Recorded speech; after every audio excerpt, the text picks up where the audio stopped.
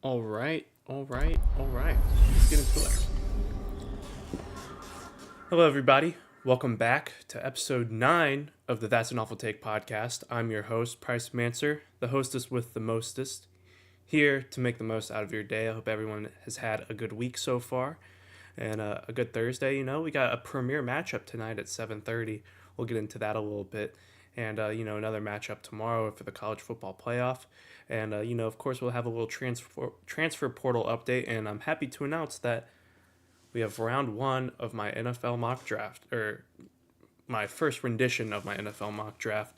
Because the top half of the draft order is set, at least for the 16 teams who weren't in the playoffs. So it's going to be a really exciting show.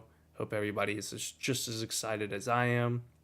And, we got a lot to talk about. So, first thing we're going to talk about, of course, is our CFP matchups today. So, we have, Penn State and Notre Dame playing in I think it's the Orange Bowl in Miami tonight at 7:30. So, right after the show ends, we can transition. The game will start over there. So, that'll be great. But, if you guys didn't watch last week's episode, I kind of went over those two matchups, what I thought about them, how I thought they were going to go. And just to do a quick little overview, I got Penn State and Ohio State winning. So Ohio State and Texas play tomorrow. But, Penn State, Notre Dame, going to be a low-scoring game. Great defenses on both sides. And both of the offenses kind of do the same thing really well, which is run the football. Penn State has Nick Singleton, Katron Allen, and Notre Dame has Jeremiah Love and Jadarian Price. All four of them are great running backs. But I think Penn State's offense kind of has the edge over Notre Dame's offense, while Penn State's defense kind of has the edge over Notre Dame's defense. So I think that it's going to be a really slow matchup in my opinion, but I think Penn State's going to eke out the win there. I think it's literally going to be like 17-13, honestly. There's not going to be a lot of scoring going on there. I think Notre Dame can do a great job sealing Tyler Warren, but, I don't think they're going to do a good enough job against that Penn State running offense. And, the Notre Dame offense, I think it's almost too limited, You rely too much on the run, and Penn State's been great against the run all season. We've seen it time and time again. But, it's just such a great front seven over there at Penn State. And Riley Leonard isn't much of a thrower himself at the quarterback position, and the receivers don't really stand up for Notre Dame either. So I think it's going to be a good defensive matchup to watch for sure. But give me Penn State to win that one. And then, of course, we have Texas and Ohio State on Friday, which will be a great game to watch it. But I think Ohio State's just too hot right now. I mean, yeah, they're going down to play in the Cotton Bowl, but it's I think it could get out of hand quick over there. I just don't think Texas can really match what Ohio State's been bringing recently, football-wise. I mean, Jeremiah Smith has been going off, and you have Emeka Egbuka on the other side. We'll talk about him a little later on in a different aspect, but you have Egbuka on the other side of Jeremiah Smith, and one of them's bound to get open, despite how good, Texas's defense is, which we'll talk about some players on their defense as well later on in the show. But, it's just kind of like all Pistons are shooting very well for Ohio State right now with Quinshon Judkins and Travion Henderson, Will Howard. The offensive line looks great. The defense has been great. And, of course, Jeremiah Smith and Emeka Egbuka. And on Texas, Quinn Ewers hasn't looked great in the past couple of games. The Clemson game, he looked good, but against Georgia, he looked shaky. Same thing with Arizona State, in my opinion. It's just been proven that if you get pressure to Quinn Ewers, he's going to make mistakes. I mean, we saw it against Georgia. We saw it against Arizona State. Clemson was not able to generate that kind of pressure, which is why we saw such a great game from Ewers. But I think if Ohio State can produce that pressure once again, it's going to be a challenging game for Quinn Ewers. And, those defensive backs at Ohio State are also very good. So it's going to be a great watch for both games. But I think that Ohio State can get it done easily over there. So that's what a little recap from last week's episode. If you want a more in-depth kind of analysis of those games, go ahead and go back to episode 8, where I talk about it a good bit more more in depth, more about the players and such. But, going to be exciting matchups. I can't wait to watch. So we're going to go ahead and get into our first segment of the show, which is transfer portal. We're starting off with the portal this time, trying to get it going sequentially. So we'll get right into it. So we got the latest moves. And yes, sir. What up, chat? What's up, Bennett? What's up, Neil? Hope y'all doing good. Yeah, bed made. Yeah, come on. Don't let your girl out the house tonight. That's what I'm talking about, baby. Nah, yeah, new cut, looking fine. Come on, you know the vibes. Rocking a New Jersey at Jaden Daniels. I'm feeling dangerous tonight, boys. I ain't gonna front. Let's get into it though, real quick. So we'll do a little transfer portal update. I'll try to keep it as quick as possible. I know these kind of drag out, and recently have been kind of the majority of our show, which is fine by me. But this is kind of the thing I'm best at, to be honest, in terms of college football and the sports world. This is what I'm best at. I can analyze players. I can analyze where they're going. I can analyze the talent, see how that transfer on their rosters. So we'll just kind of be quick with it. So let's get ahead into it. And as we've moved deeper into the transfer portal cycle, it's about to come to an end for the winter cycle. So we won't be able to talk about this for much longer. Don't worry. But yeah, we have the biggest name drop of today, in fact. So great timing by Carson Beck on going into the portal today. It makes a great talking point for the podcast. And obviously quarterback of Georgia this past season and last season as well looked great last season. This season has been kind of iffy. What is that to blame? We have the receivers aren't really, Georgia's first in drops. The confidence, I think, kind of is shot over for Carson Beck. And and you could see that even in the Notre Dame game where Gunnar Stockton was hitting deep bombs to Dylan Bell and they were being dropped. So, you kind of see where he's coming from. I think the confidence is kind of shot for Carson Beck. And obviously with Stockton coming out, I feel like he doesn't think that, that he's going to get that starting job back. And, he was going to go into the draft. It was announced he was going to go into the draft. And then he came out today, of course, and said, wait, I'm actually not going into the draft. I'm, he pulled a Cam Ward last season, essentially. So, it's like, where's Carson Beck going? That's the main question everyone is asking. And, of course, the immediate answer is Miami, mainly because his girlfriend goes there, in my opinion. But it is a move that makes sense. Miami is trying to bring in quarterbacks that are NFL ready. They did it with Cam Ward last year and made Cam Ward even more of a rising superstar than he already was, in my opinion. I think Cam Ward is the best quarterback in this year's draft. We'll talk about that more later. But Carson Beck has been very good in his college career. Obviously, kind of down season this year, but even then, it wasn't that bad. I think for an SEC quarterback, he still looked very good. But the big names I'm looking for, honestly, for him is Miami. Obviously, Ohio State is a big name. Will Howard's going to be gone. They have a lot of young quarterbacks, but I think Carson Beck could easily slide over there. Oregon, maybe. Alabama, he was originally supposed to go to Alabama to play baseball, but instead he went to Georgia to play football. So I do think Alabama is definitely in the cards there. Texas Tech has been a team that has been spending a lot of money in the transfer portal, and I don't think they're going to stop spending money. So, yeah, those are my 5 options. And then for kind of like a dark horse, I could see a UNC trying to pursue Carson Beck. UNC, if you don't know, was kind of pushing heavy for Mateer. We'll see if they have the means to get Carson Beck. I don't really think they do. That's kind of why they're my dark horse guy. But UNC could be a name that is also in the mix. So those are my kind of 6 teams that I feel like could land Carson Beck. So Miami, Alabama, Ohio State, Oregon, Texas Tech, and UNC. Those are my 6 that I think he's going to land. Most likely option, though, in my opinion, it's going to be I think it's probably going to be Miami. I'm not going to overthink it too much, but either a Miami or Ohio State kind of makes sense to me. I think it's definitely money's going to be a part of it, and as well as team performance. I mean, this is a guy who's used to winning. He's been on the fringe of the playoffs or in the playoffs every year he started. So, and he's coming from a program where for 2 years he sat behind a championship winning quarterback in Stetson Bennett. So, sorry about the dogs barking, but yeah. So that's kind of how I feel about that. It's going to be interesting, but just a little spice to end the portal. You love to see it. Next move we're going to talk about Emmett Brown. So he was the backup quarterback at San Jose State this season. Came in due to injury. in the second half of the season, looked very good, honestly, and goes to Coastal Carolina. I really like the move personally. I think he's probably going to start there as well, and I think this is kind of like a good ideal spot for him. He's been around for quite a while, but he's an undersized quarterback, but he can swing it. I think he fits the Coastal Carolina offense pretty well. Next, we're going to talk about Marquise Groves Killebrew. I mean, this is an all-time college football journeyman. If we take a look at his bio on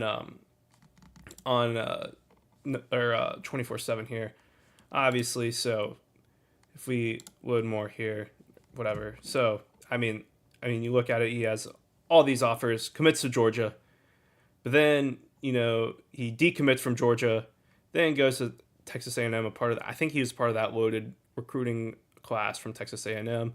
Goes to Texas A&M, then he hits the portal, goes to Louisville, then he hits the portal, goes to Arizona. Now he's at Nebraska. He's a pretty all right corner. Nothing too special, but he's probably gonna be a cornerback 2 or 3 for Nebraska. So that's what I think about that. Nothing too crazy there. We have Georgia safety David Daniel. I'm not even going to try to pronounce that. Sisavon. He goes to Troy. Way to be realistic about your options. That's one of the things that the portal I think is lacking recently. Is everybody wants to go to these big schools and be a star, but sometimes you need to be, more realistic, like going to Troy. And Troy's not a bad team by any means. I mean, they've been one of the better group of 5 programs around for quite some time now, but I think that's going to be a good landing spot for him. Michael Coates, of course, he's actually a very good corner for Nevada. I like the move to West Virginia. West Virginia is a team that has been losing a lot of guys in the portal recently, so I really like the move from Nevada to West Virginia. I think that's a good move there. Keep going here. Let's see. It's been kind of drier recently with the portal. Obviously, we had the big name drop of Carson Beck, but other than that, it's kind of been slower the past couple of days in terms of the portal. CJ Agbana, I don't really agree with him leaving Buffalo just yet. It kind of reminds me of DeQuan Finn. Finn left Toledo and went to Baylor, but we'll talk about Finn a little later on. He's later on in this portal update. Let's keep going. Maurice Westmoreland. So I said this was one of the best edge rushers in the portal class, and I still believe that. Put up insane numbers at UTEP and parlays that into a transfer to Tulane. And I think Tulane really got them something great here. Tulane, despite being hit by the portal pretty good this cycle, they've done a good job replacing those players. So bringing in TJ Finley, and they even brought in Caden Samanza, who's a quarterback from the MAC, who is actually pretty good. But I like TJ Finley to start next season. Get Westmoreland on the edge. I think he's going to cause a lot of problems for defenses in the American, and could help them even maybe make a college football playoff later on next season. So I don't mind that at all. J.J. Cole, 6'7" quarterback from Iowa State. He got some playing time in the Big 12 championship against Arizona State. Didn't really do much, but what's his name is going to be the starter for at least next year. Rocco Becht, or I think next 2 years maybe, or maybe next year. Yeah, I think just the next year because he's a sophomore. But Rocco Becht, obviously the secure starter at Iowa State. So we see it a lot in the portal where backups move on to other schools. So J.J. Cole going to App State. It's going to be interesting to see who wins the battle there between Cole and AJ Swan. I think Swan edges him out just because Swan is a much more experienced quarterback. Obviously has that year starting at Vanderbilt. And then went to LSU, couldn't start over Garrett Nussmeier, and is going to App State now. So I think this is going to be another move where J.J. Cole's probably going to be sending the bench at least one more year, which isn't ideal, but that's how it goes. We'll see him if he enters his name again next year, which wouldn't surprise me. So we're going to keep going here. Caleb Burton III. So this was an Ohio State commit originally, committed to Ohio State out of high school. Didn't see the field, so of course transfers to Auburn. Didn't see the field at Auburn. Auburn had an absolutely loaded wide receiver squad last year, and then he's finally Caleb Burns finally realistic about his options. Goes to UConn, and honestly, UConn should be a great landing spot for a bunch of players in the portal, in my opinion. UConn coming off I believe a 9-4 season where they just beat UNC in the bowl game. We're one of the better Group of Five programs, despite being independent. We're still very dominant in the Group of Five. I think they're definitely going to keep being dominant moving forward, especially with the moves they've been making in the portal. They've picked up very good receivers, tight ends. I think they just keep on rolling for UConn there. I think the head coach over there is doing a great job. Micah Bell, brother of Dylan Bell, transfers from Vanderbilt to Georgia. So I think this is more of a just pairing up Dylan and Micah Bell for his last season. And honestly, it wouldn't be surprising if Dylan Bell's like, listen, I'm out of here if you don't let my brother come play ball with me for my last year. So Micah Bell transfers to Georgia. He was originally at, I believe it was Notre Dame, and he's an athlete, so he's played DB, running back, and receiver, I believe. But he played DB at Notre Dame and did not play. I think he played in one game and recorded one tackle.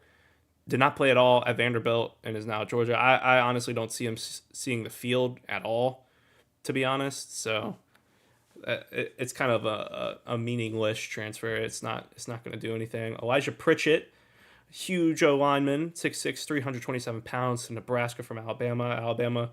He started all 13 games for Alabama this season. So he's a battle-tested guy, and he goes to a Big Ten conference where we've been seeing a little shift with these college football playoffs to the Big Ten in terms of power balance. So I like the move for Pritchett. Obviously, Nebraska is a young team that has made some very key acquisitions in the portal. Dane Key, just to name one. I could think of more, but it's not coming to me right now. But Nebraska's made a lot of key additions in the portal this year, and they're doing a great job. So I like Elijah Pritchett to Nebraska. Tyler Van Dyke goes to SMU to go ride the bench. So obviously, former Miami quarterback, went to Wisconsin.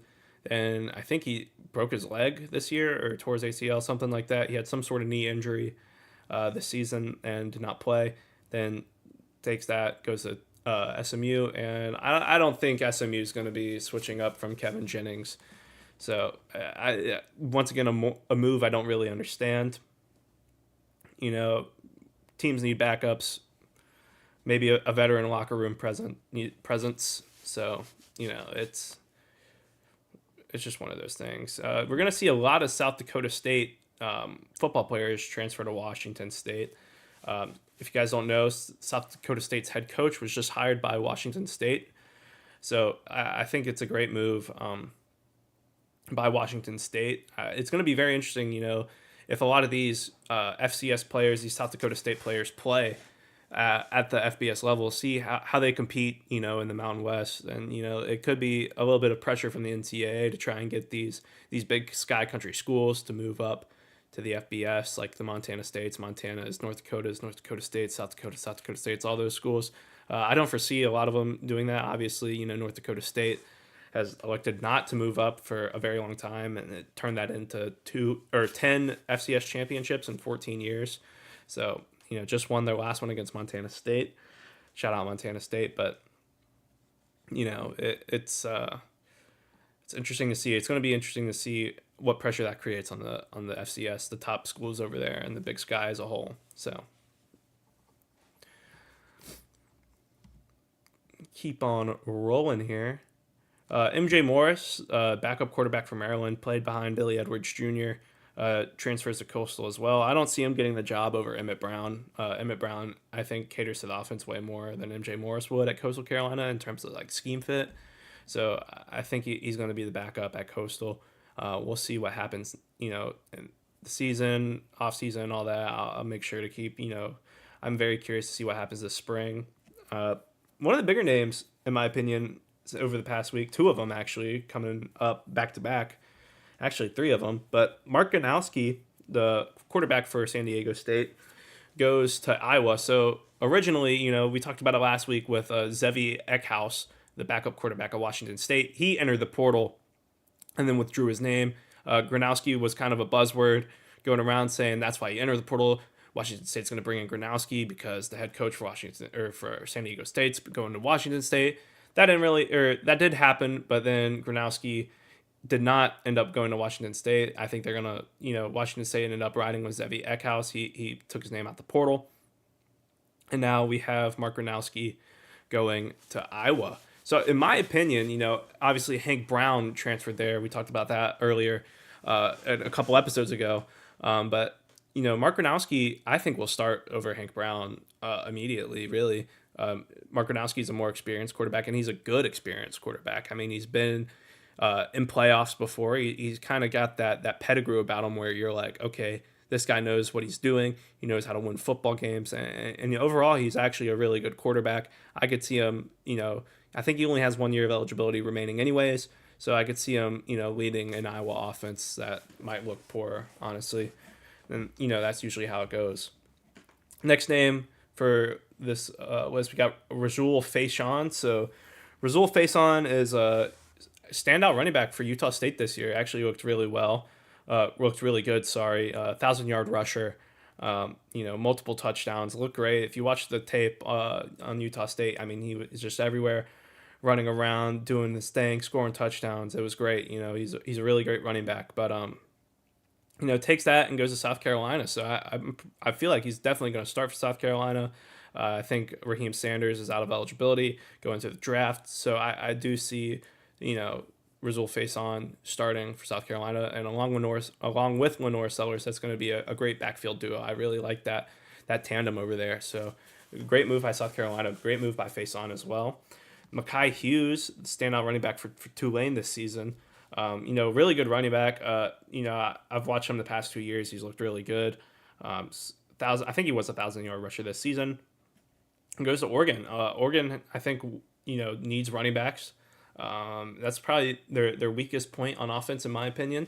But yeah, they bring in Mekhi Hughes, and I think he's going to make a huge difference to that offense. Make it so they're not so reliant on the pass. And I mean, that's one of the best running backs in the portal in a loaded running back portal class that we've had so far. I mean, there's been so many names: Fluff Bothwell, Wayshawn Parker, Mekhi Hughes, Razul Faison, AJ Turner. I mean, there's just countless names that have been in this portal of great running backs, and it's really good to see these guys go to impactful teams. So Noah Thomas, Texas A&M wide receiver, so 6'6", 200 pounds, big body receiver, 8 touchdowns caught this season for Texas A&M. This is kind of what Georgia's needs, in my opinion. So, Georgia this season, or earlier in the offseason, last season, I guess, they hit the portal and they pick up Colby Young, huge wide receiver from Miami, to come play that, that I think that X role is what it's called.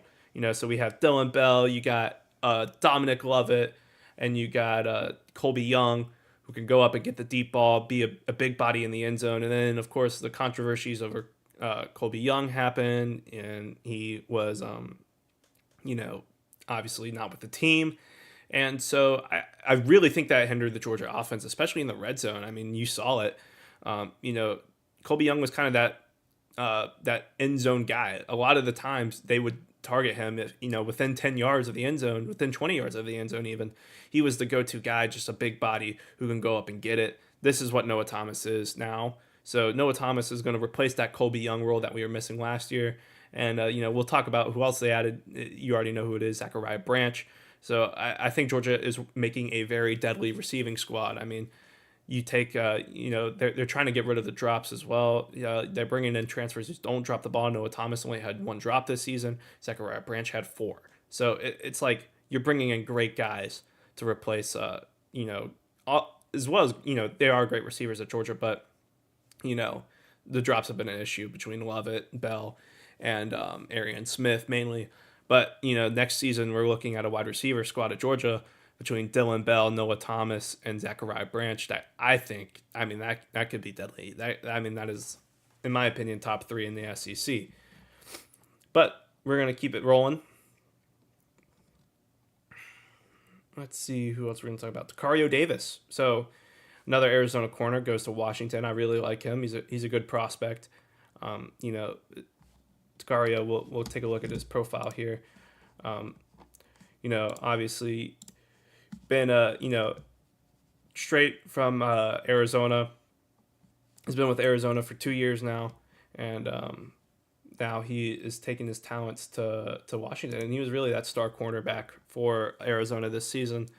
So great for Washington. Washington lost another name in the portal. I forget who it was. It's on my list somewhere, but a great pickup for Washington. I think Washington can really get back to where they were with Michael Penix next season. Hopefully, maybe not as good as they were, but they could keep it rolling. So get past 6 wins this season. I think they can do it. Let's keep it rolling. So,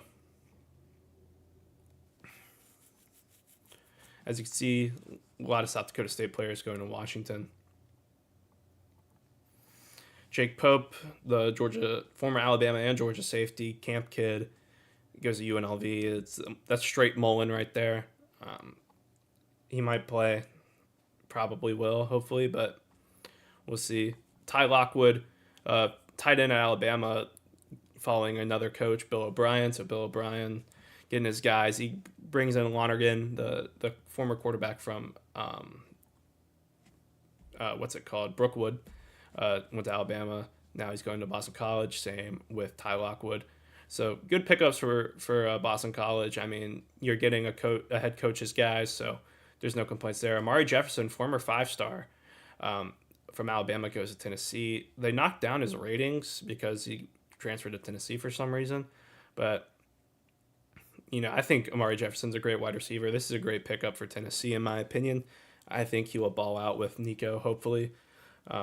Tennessee fans are also hopeful of that. Ty Thompson withdrew his name from the portal, and I think one of our first portal update videos, we talked about Ty Thompson hitting the portal, but he still played in the bowl game against Florida and looked awful, and I guess that was enough motivation for him to stay. But, he's not winning the QB battle against TJ Finley, in my opinion. I'm going to keep going here. You see these these South Dakota State players. Malik Benson goes from FSU to Oregon. I think he's literally going to be like the wide receiver 3 or 4 for Oregon. Evan Stewart is staying another year, and Malik Benson, was the number 1 rated JUCO player. Went to Alabama and struggled. Went to Florida State and struggled, and now he's about to go to Oregon and probably struggle, in my opinion. I think that's how that's going. I mean, good for him, I guess. Gets to bounce around the Power 4 schools for a bit, but you're not doing anything with it. So, Jaden Harris, safety for Miami, goes to Georgia. I think it's kind of more of a depth move. Georgia's lost a lot of safeties in the portal. I think this is purely what that is. So nothing, crazy there in that move. It's not a superstar move at all, in my opinion. Keep it rolling.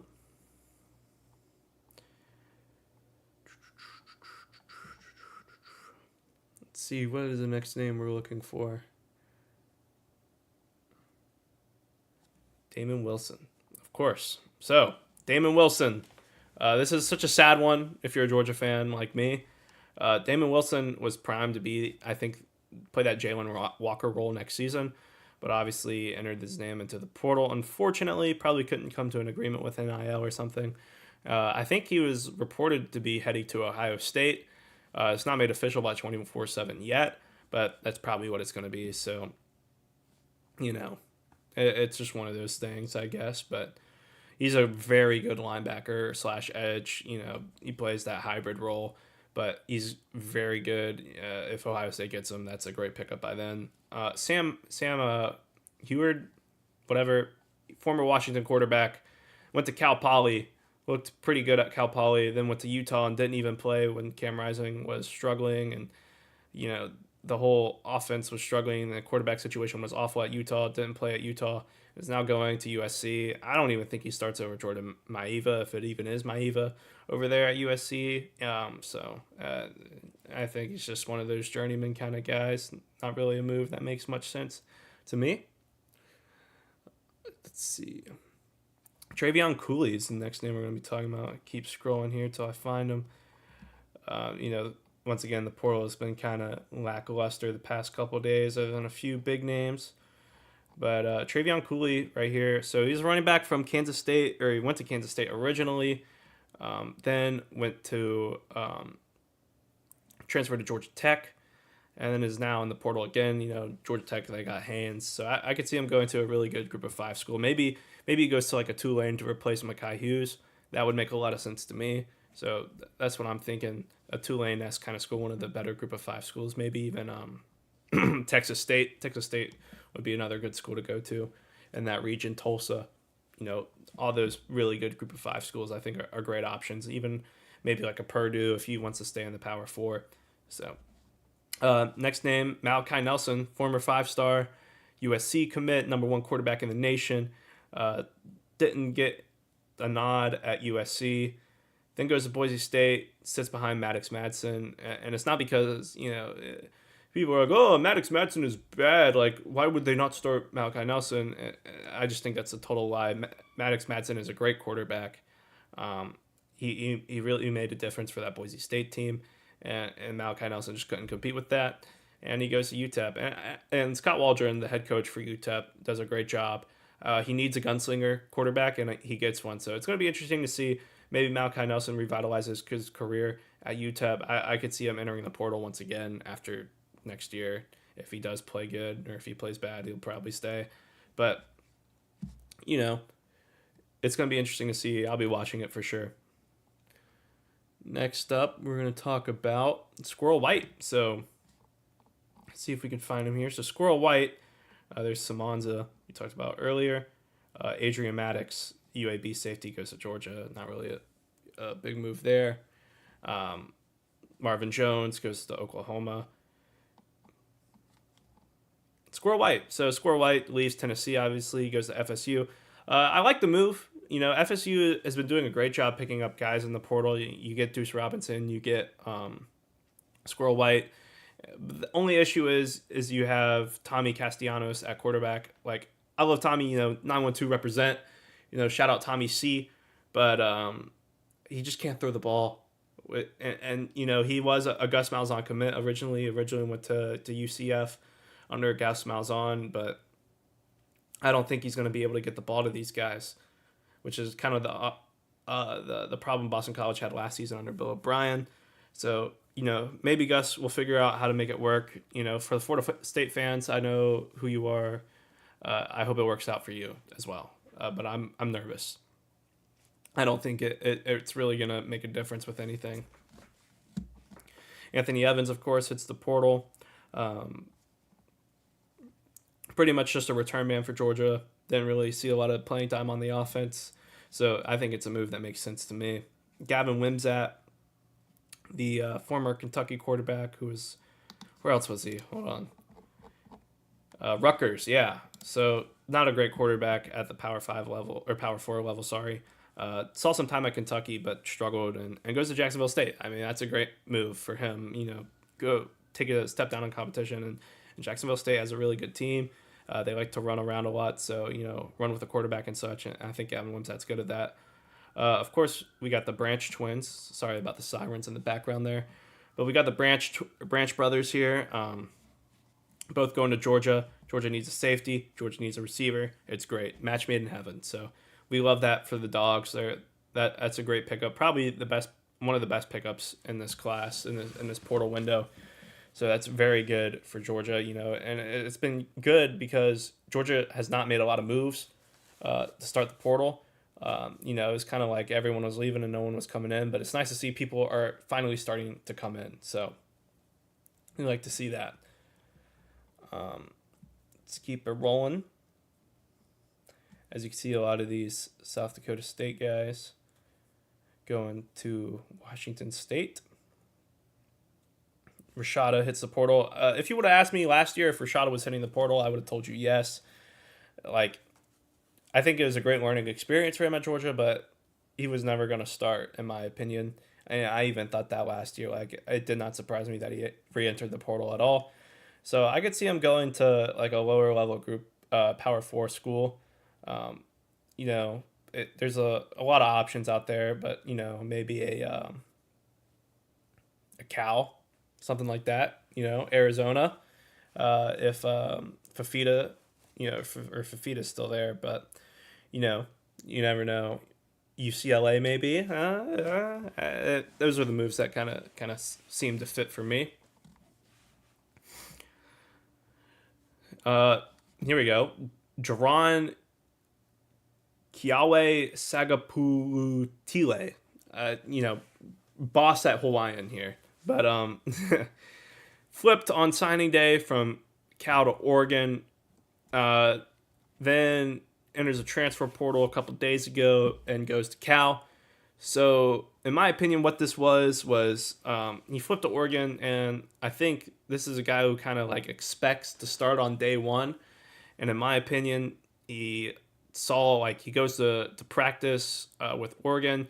He sees Dante Moore. He's like, I could take this guy, but he sees Dante Moore in practice, and he's like, okay, wait, I can't hang with this guy. So, and I think that's a loaded Oregon quarterback room that's over there. Maybe it's something to do with NIL as well. But, Oregon, they have Luke Moga and Aiden Novasic, I think is his name, backing up Dante Moore as well. And then Oregon also has another QB recruit in this class who's a 4-star, Keely Smith. So he shouldn't have flipped to begin with, in my opinion. Maybe it was an NIL grab of some sort, but I do think he will be a day one starter for Cal. I mean, all of Cal's quarterbacks have entered the portal anyways. So I think he's a day one starter for Cal, and I think that's kind of what he wants. So, yeah, one more name. And it's DeQuan Finn, who we talked about a little bit earlier. But DeQuan Finn transferred from Toledo to Baylor and had a great season at Toledo, don't get me wrong. But, it didn't equate enough to be the starting quarterback at Baylor. And at Baylor, he struggled. I think he got benched for Sawyer Robertson. And now he is back in the MAC at Miami of Ohio. So Miami of Ohio gets their quarterback. I mean, he's a great MAC quarterback, just not a great Big 12 quarterback, and there's nothing wrong with that. So great move by DeQuan Finn, but that's all the moves we're going to be going over today. So next, we're going to get into the juice of today's show, which is my 2025 mock draft. So we'll go ahead and get into this. I'm going to take a little sip of water.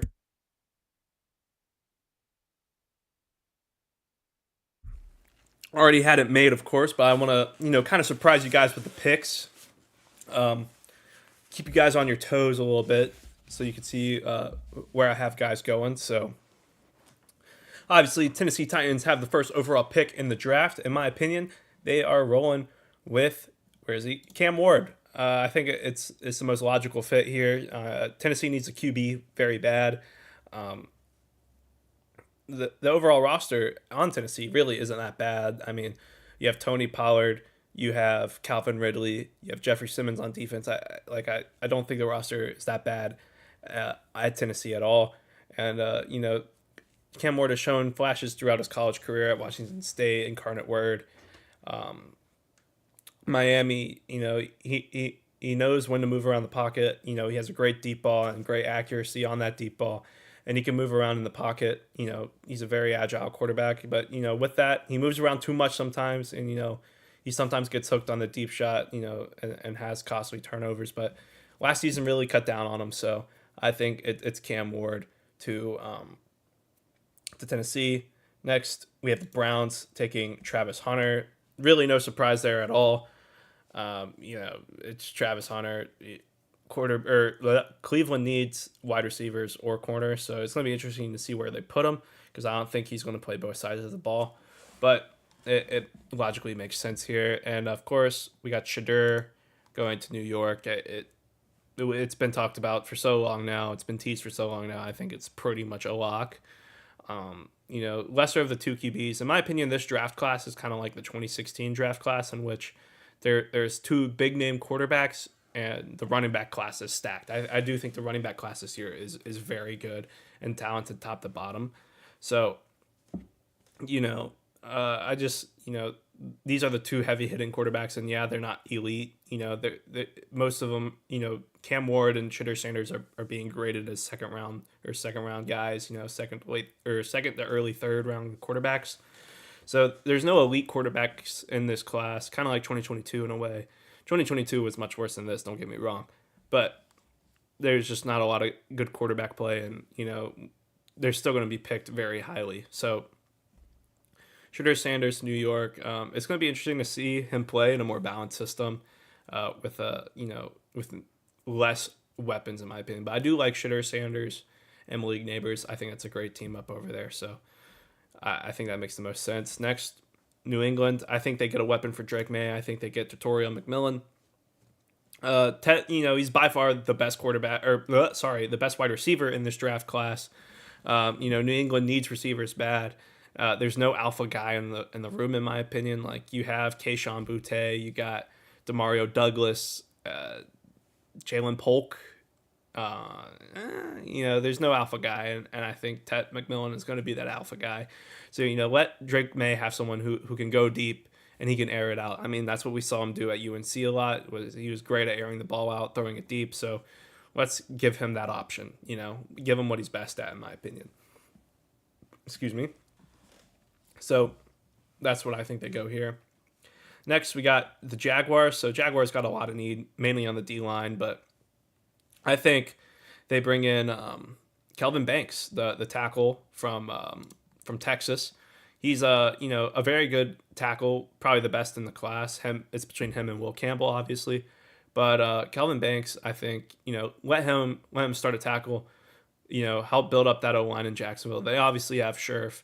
They have what's his name? Cam, I forget his last name. Cam Robinson. They have bringing Kelvin Banks to help guard the other side. I think that's a pretty well-rounded O-line, and give T-Law kind of like one last shot, in my opinion, because T-Law he's been good, he's been bad, it's been kind of shaky his NFL career.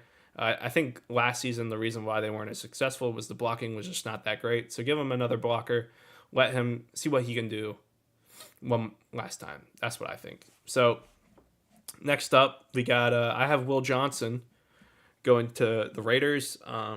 The Raiders can really go anywhere with that pick. There's tons of holes on that roster. Really, the only secure spots, in my opinion, are tight end and defensive end, because you got Brock Bowers and Max Crosby. But, they could really go anywhere. But I think getting a star corner is definitely a step in the right direction for them. So let's get Will Johnson, the best corner in the draft. Next, we got the Jets. I think the Jets go with Mason Graham here. So, people are thinking, maybe it's a wide receiver. Maybe, there's a lot of different ways the Jets can go depending on how this draft flows. But I think Mason Graham, it makes sense. Put him next to Quentin Williams. Let that defense dominate, But, the Jets, there's a lot of question marks on that team between, Devontae Adams, Garrett Wilson, Aaron Rodgers, of course, DJ Reed. There's kind of a ton of uncertainty with that offense, defense, everything over there. So I think that they just go with, the most sane, logical pick, which is Mason Graham, defensive tackle from Michigan. So next we got the Panthers. The Panthers get an absolute stud in Abdul Carter. I've talked about Abdul Carter a lot this season. He's a very great edge rusher for Penn State, probably the best in this class. But, the Panthers need help on defense. This spot guarantees an edge rusher, in my opinion, because they're all still available pretty much. But, I think you get the most athletic guy, and hopefully he can kind of replace that Brian Burns role, which, they severely missed this season. So I like Abdul Carter going here. Next up, I like Mykel Williams going to the Saints. So one after another. Williams is an elite pass rusher, in my opinion. And he kind of got overshadowed because of the breakout of Jalen Walker. But that's partly because I think there's so much of a focus on blocking Mykel Williams. And, this is a guy who still had 5.5 sacks this season, 8.5 tackle for loss. But I think Mykel is a great prospect. Some could consider him a project. He's a little slow, but he's got, he can really put the nose down and go for the football. So I like Mykel Williams going to the Saints there. Next, we got Chicago Bears, and Chicago Bears need one thing, in my opinion, mainly, and that is offensive tackle. Help shore up that O-line, They drafted, what's his name last year? I forget, but the O-lineman. And they still struggled, so bring in another one, Will Campbell, and I think that does a lot, for a very talented Chicago offense with DeAndre Swift, Rome Odunze, DJ Moore, and Keenan Allen. So I really like that move there. Honestly, they need it. So next we got San Francisco, and I have San Francisco taking Jalen Walker. So I think this is a match made in heaven almost. Like, because you have Jalen Walker, the fit is amazing. Walker can line up multiple positions on defense. He can come off the edge. He can, drop back into coverage when you need him. But, he's a great player, and pairing him up with a Nick Bosa and a Fred Warner and the, countless names on the 49ers defense, I think it's just perfect. I think it just makes amazing sense there. And I think that's the pick. Next, we got the Cowboys, good old Cowboys. I have them taking edge rusher / D tackle here, and Nick Scorton. Looked very good for Texas A&M this season, and a lot of people have Gene T going here, but I honestly don't think that Gene T is going to be picked for a while. So I think the Cowboys do value Rico Dowdle, and that the volume is serviceable enough for them to keep contending on offense, because it's mainly their passing offense that they have. You got CeeDee Lamb, you got Brandon Cooks, you got Kevontae Turpin and Jalen Tolbert and all these guys on offense. But I think for the money, Cowboys, very interesting when they want to spend, because they've broken out the check, but they've also haven't. So it's hard to tell, and the Cowboys seem to always take a kind of surprising pick in the draft, and I think this is one of them, which the Cowboys defense does need help. Michael Parsons can't be this whole pass rusher the whole time, and Overshown is a great linebacker. They have great corners. They have pretty decent safety, so I think they help bolster up that D line. Get Nick Scorton, he could play multiple alignments, so I think it makes the most logical sense here. Next, we got Miami. I have Miami taking Malachi Starks from Georgia. So Malachi Starks, there's a lot of uncertainty for the star players on Miami's roster right now between Tyreek, Tua, Javon Holland. So Javon Holland, of course, is the other safety, but pending free agent, and Malachi could play, in place of Javon Holland if they can't re-sign him. But I think there's a world where Javon Holland and Malachi Starks, I think there's a fit there between both of them, both playing safety. I think that makes perfect sense. One playing free safety, one playing strong safety. I don't think there's an issue with that. So, it's kind of a low risk, high reward kind of draft pick, in my opinion, for the Miami Dolphins. So, I mean, he can return kicks. He's got great ball skills and instincts, and it's just an all around athlete. So, I like Malachi Starks. Next, we have the Indianapolis Colts, and I have them taking Tyler Warren. Tyler Warren has been great. Obviously won the Mackey when he shouldn't have, but still won the Mackey. He's still a great tight end, the number 2 tight end in my opinion, but still a great tight end and a great NFL prospect. So, there's just so much he can do. He can line up pretty much anywhere, and, it's make or break for Anthony Richardson, in my opinion, next year. And the Colts, I think, should do everything possible, to set him up for success. So, let's just get the best tight end available. You have Josh Downs, you have Michael Pittman, you have Jonathan Taylor. Let's get one more weapon, see what he can do. So I think that's the best option there. Next, my Falcons taking James Pierce Jr. Once again, we need pass rush. James Pierce Jr. is the best available edge rusher. I think that move makes a lot of sense.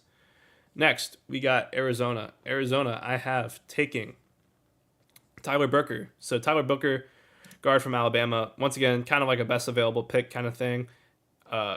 In my opinion, for Arizona, they need O-line help. Kyler Murray is pressured a lot. I think he has one of the highest pressure rates in the league. But, there's a lot of holes on that roster. And I think, they were still contending for a playoff spot with that roster. And, Kyler Murray needs protection help and, boost that O-line. I think Marvin Harrison could have a breakout season next year. He wasn't that great this year, but he's still a generational wide receiver talent. So I think, that's a breakout potential there, Get him the best guard available. Next, we got the Bengals. So the Bengals, there's a lot of question marks. They're a cheap franchise, but you have T. Higgins, who's already on a franchise tag and is a pending free agent. And do you see the Bengals forking over money for T. Higgins? I don't.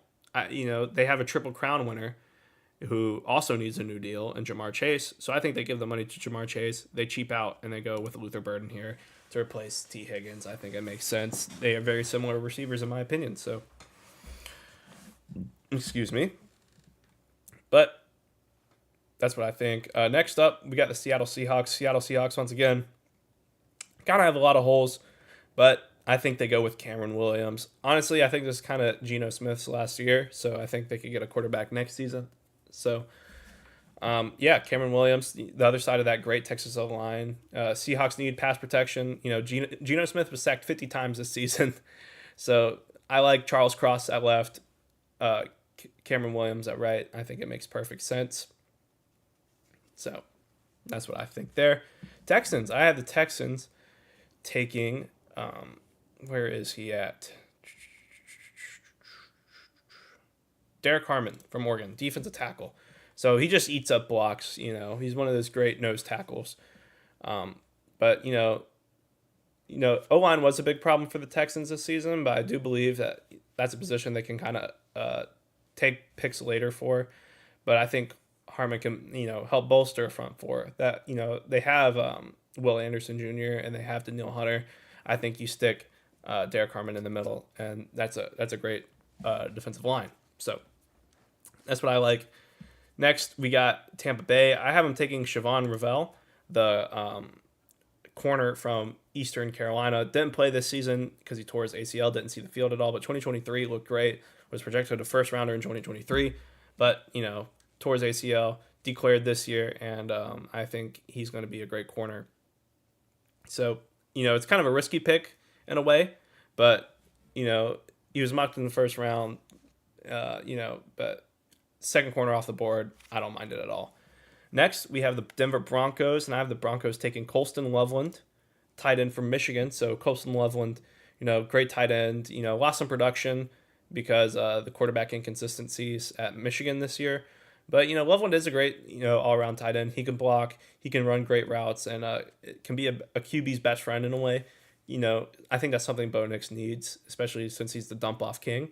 But, I think that's a great pick. It makes sense. So much sense to me. So, next we got the Steelers. Still a game day. Still a game day. I think they are going to go with Emeka Egbuka, the wide receiver from Ohio State.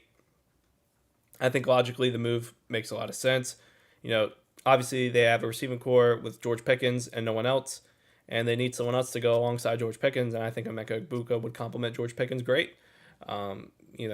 They drafted Roman Wilson last season, but hasn't played. And, let's get a great wide receiver to partner with George Pickens. I think that's a great idea. Next up is also another great pick. One of my favorite picks is Jahdae Barron to the Rams. It's just, he's an amazing player at Texas. He can line up at multiple positions. He can play the nickel. He can play the slot. He can play, safety. He plays everywhere. It's kind of a Sean McVay kind of player, in my opinion, on the defensive side of ball. And I just love the pick. I think, the defense this season for the Rams was spectacular for what it was. I'll say, it really was a kind of a team of almost nobodies that still somehow looked really good. So I think Jahdae Barron is a great pick to go there. Next, we got Green Bay taking Benjamin Morrison, the cornerback from Notre Dame. So he's been hurt this season. But, Green Bay needs a cornerback too to line up beside Jair Alexander. And with Revel off the board, I think they take Morrison. The tape looked good. He's got great size and athleticism, so I think he will do just fine at Green Bay. Next, we got the San Diego Chargers, and this is kind of my surprise pick. I have the San Diego Chargers taking Harold Fannin here. So, here's my reasoning. Antonio Gates was great. Why not get another guy who's just like that, in my opinion? I think that, Harold Fannin, he's got the hands. He can line up anywhere as well. And he's just a great tight end. He has the potential to be that kind of next guy. And that's on a Chargers offense who's kind of struggled. Obviously they drafted Ladd McConkey, and Ladd McConkey's been good. Quentin Johnston has been hit or miss. J.K. Dobbins has been a hit. But why not get Harold Fannin Jr.? Another weapon for this San Diego offense, or not San Diego anymore, but this LA Chargers offense. I think that's great. I think that's a really good match. So why not get Justin Herbert another weapon? I think it's a great move. Next, I have the Commanders taking Wyatt Milam, the guard/tackle. He can kind of play anywhere for West Virginia. O-line is not great by any means in Washington right now, and I think Milam helps fill that void. Pretty much just a value pick there, in my opinion, and one of the big name risers. Next, we got the Baltimore Ravens. As you can see, their needs say tackle, corner. I don't think they go anywhere near those. I think for the first round, they go with Shamar Stewart, the edge from Texas A&M. This is definitely a project pick, but you got to hear me out here. So Baltimore does have Kyle Van Noy and Odafe Owe, but Baltimore was still 20th in the NFL in QB hurries. Van Noy's getting old. Owe's going to want a bag. So I think Stewart is a freak athlete, and he can develop pressure very easily. And I think long term, that's the best pick for Baltimore there. And yeah, it's going to be a project pick, but having him learn for a year underneath Owe and Van Noy, and of course, I think one of them will leave after next season. So I think that's the guy to replace him. I think that's a great move on their part. Next, we got the Philadelphia Eagles. I have them taking. Where is he at?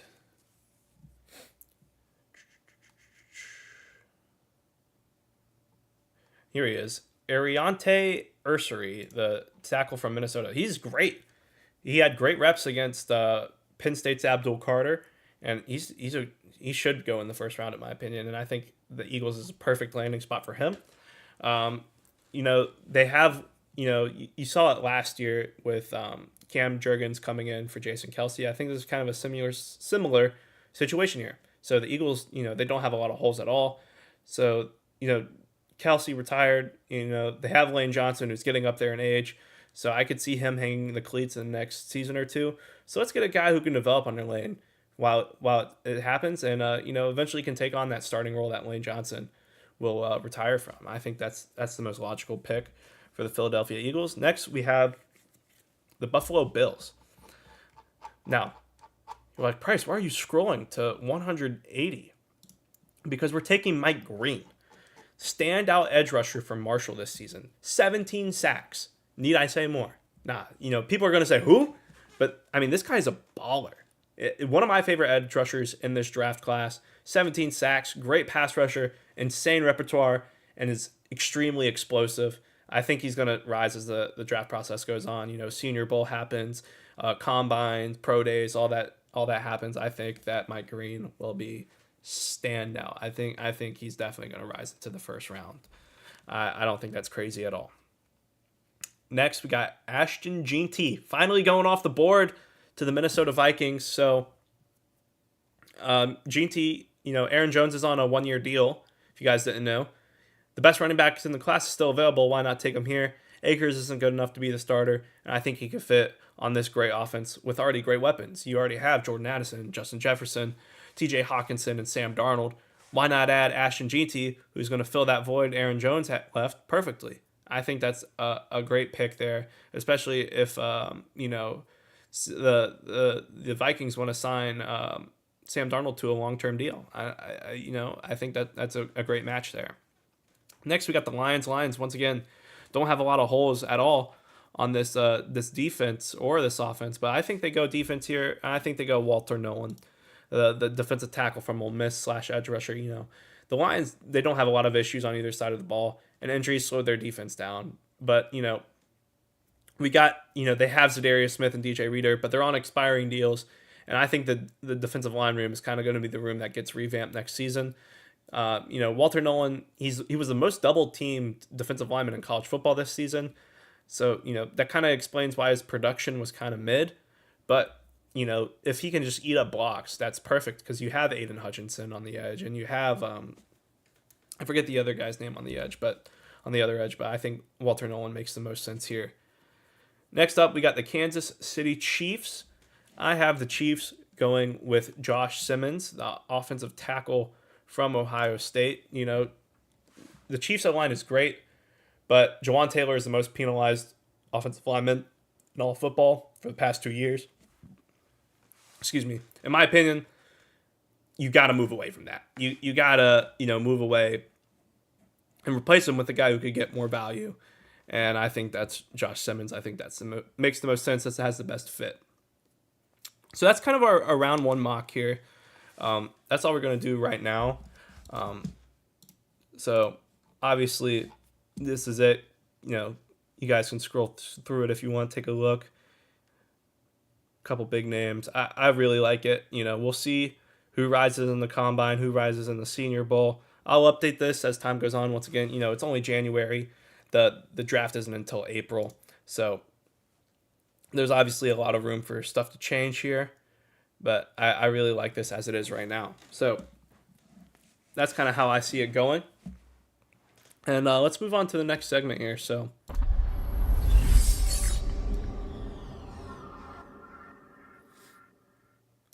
All right, so we got some head coaching vacancies. That's kind of the next thing we're going to go over.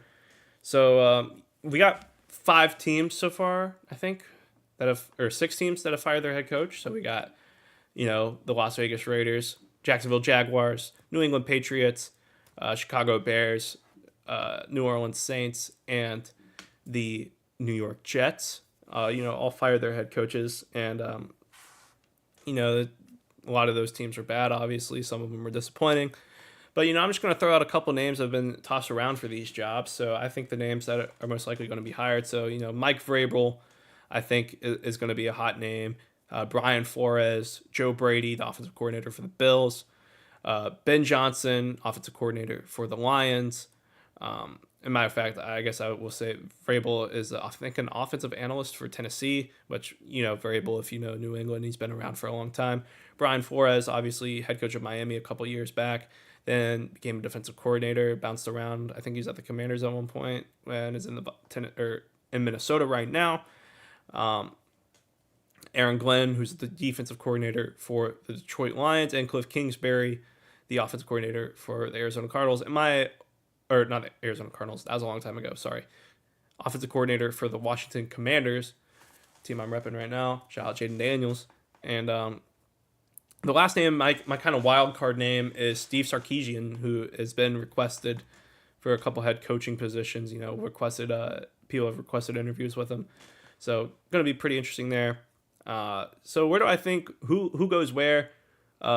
Do I think, what do I think is going to happen? So I think the most obvious move is going to be Vrabel to New England. Keep it in the bloodline, keep it in the Kraft bloodline. I think that's what's happening there. It's going to be interesting to see what he does with such a limited and kind of bad roster. But they got a lot to play around with over there. A lot of money, a lot of, a great pick, number 4 overall. So we'll see what he does. I think another move that makes a lot of sense to me is Brian Flores to Las Vegas.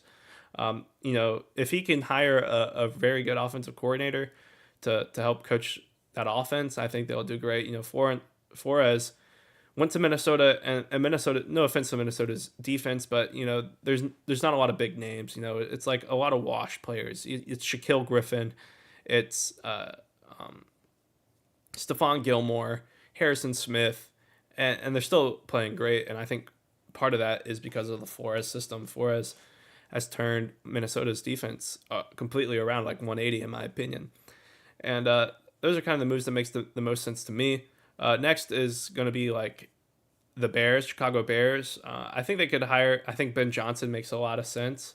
Keep it in the NFC North and get a great offensive mind in Ben Johnson. I think that that'll make a lot of sense for them. The Bears need offensive help. They need a good scheme for Caleb Williams, and that's also where I could see Cliff Kingsbury going. So I think those are going to be the 2 main competitors for that Bears job. The Saints could also get an offensive coach like a Ben Johnson or a Joe Brady. I think that makes a lot of sense for the Saints. The Jets, Joe Brady, Ben Johnson, Aaron Glenn to help coach that defense. I think an Aaron Glenn on the Jets would fit great. Or even a Steve Sarkisian to the Jets would make a lot of sense. I think there's a lot of, I think those are the main big names, and I think that kind of makes the most sense in my opinion. Aaron Glenn or Steve Sark to the Jets. And almost forgot about the Jaguars. I think Aaron Glenn would be a great pickup for the Jaguars. I don't really like Cliff Kingsbury to the Jags, but I do. I think a Ben Johnson or an Aaron Glenn, it's going to be interesting to see which side of the ball they stick with, because I think both sides do need a lot of help. But Aaron Glenn could really help out Jacksonville, in my opinion. So that's kind of our head coaching vacancies. That's all I got for y'all today.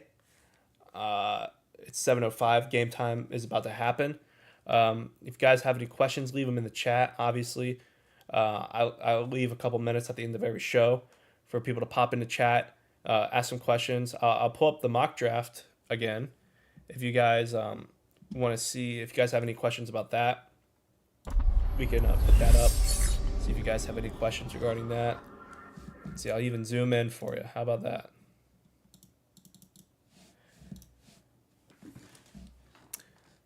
There we go. So keep chat open over here.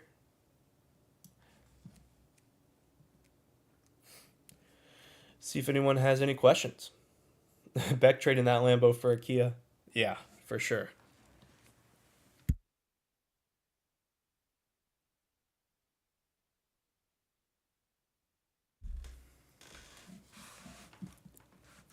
Is there any surprising picks? Any picks anyone's surprised about?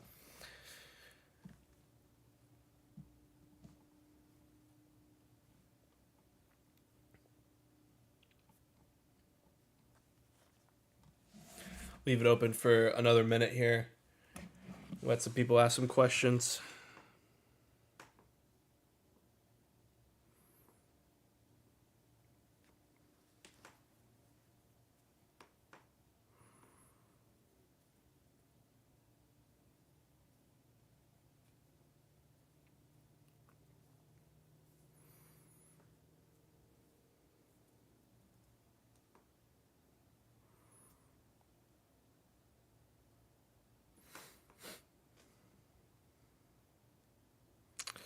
All right. It seems we don't have any questions.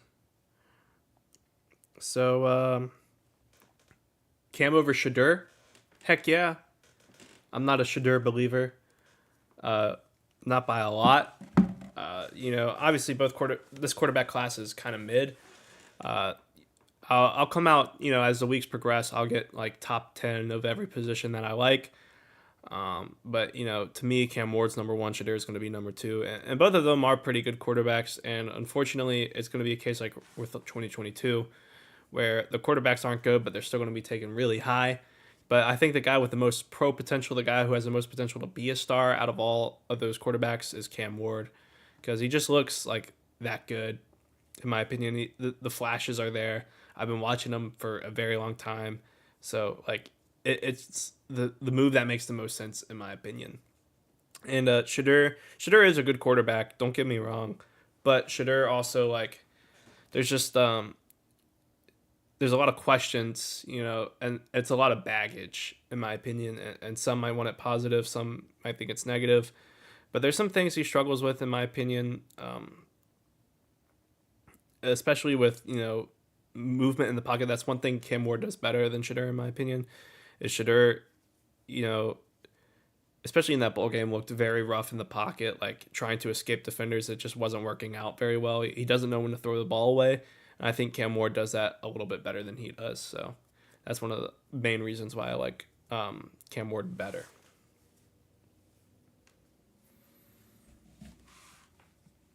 But yeah, I think we're going to end it there. I appreciate you guys all for watching. I'll catch you guys next week, of course, Thursday, 6 p.m., the usual. So, yeah, thanks everybody for watching, and I'll see y'all later.